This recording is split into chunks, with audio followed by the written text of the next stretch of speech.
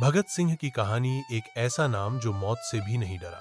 क्या आपने कभी ऐसा इंसान देखा है जो फांसी के फंदे पर चढ़ते वक्त मुस्कुरा रहा हो, जिसकी उम्र सिर्फ 23 साल हो, लेकिन उसका नाम सदियों तक याद रखा जाए?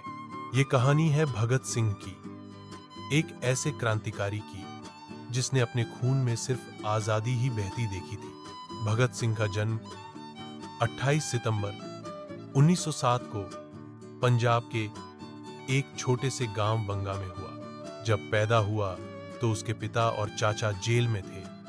वो उसी मिट्टी से निकला था जिसमें आजादी की आग पहले से जल रही थी। जब वो सिर्फ 12 साल का था तब जलियांवाला बाग कांड हुआ।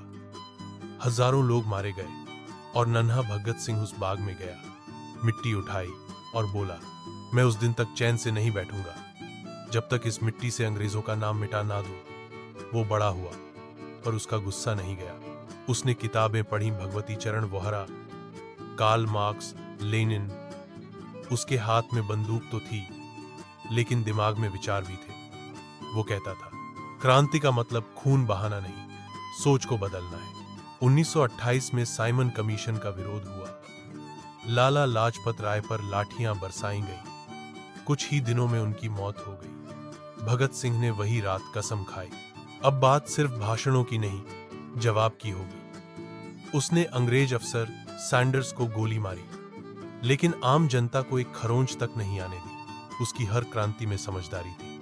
इसके बाद 1929 में सेंट्रल असेंबली में बम फेंका, लेकिन बम जानलेवा नहीं था, वो सिर्फ आवाज थी।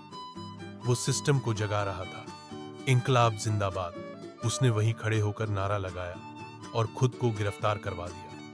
भगत सिंह भाग सकता था, लेकिन वो रुका, क्योंकि अब उसका मकसद सिर्फ आजादी नहीं, सोच बदलना था। जेल में रहते हुए भी वो पढ़ता रहा। पेन और पेपर उसके हथियार बन चुके थे। जब फांसी की तारीख तय हुई 23 मार्च 1931 तो पूरे देश की सांसें थम गईं। लेकिन भगत सिंह वो हंसी से फांसी पर चढ़ा। उसके आखिरी शब्द थे, इनकलाब जिंदाबाद, ब्रिटिश साम्राज्य मुर्दाबाद। घड़ी की सुइयां रुकी नहीं, लेकिन उस दिन वक्त जरूर रुक गया था।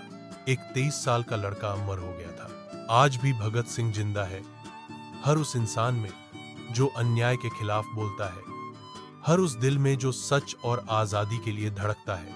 क्योंकि भगत सिंह ने सिखाया, मौत से डरो मत, अगर तुम सच्चे हो तो तुम्हारी आवाज मौत के बाद भी गूंजेगी।